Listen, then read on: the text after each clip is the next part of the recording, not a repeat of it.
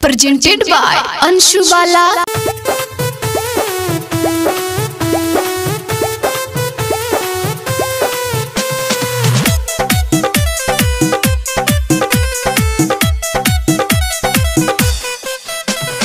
Music by Mohan Yadav. महर के खंजर दिल के है अंदर चेहरा काहे छुपावे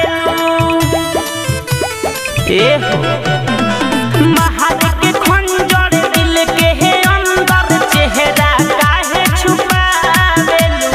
आस में तोहरा जियतानी पास न तनिको आवेलू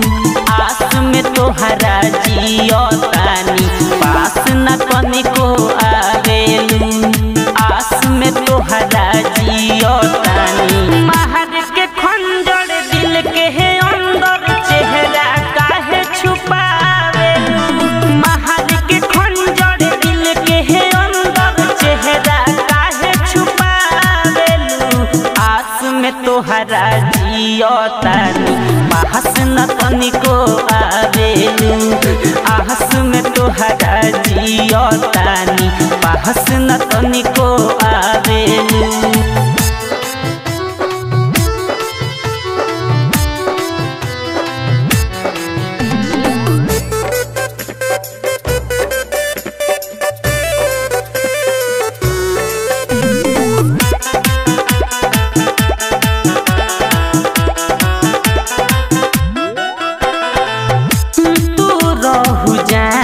जिंदगी तू ही आरमान हो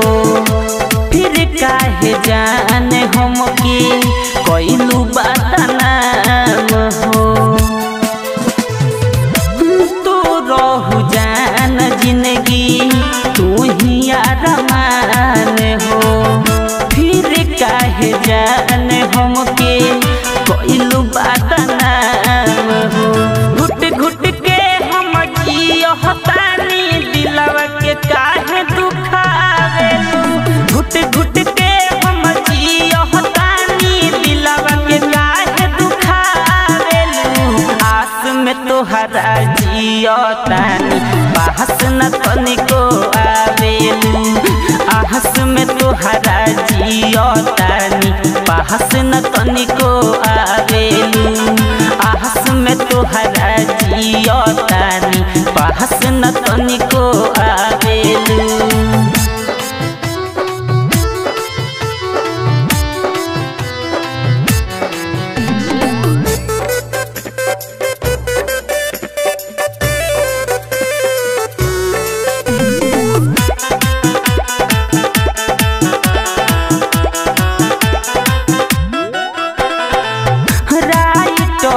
पर मुद से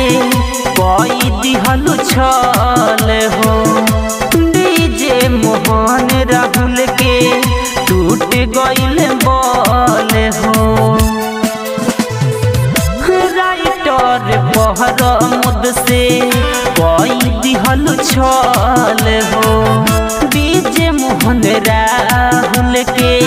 टूट गइल बल हो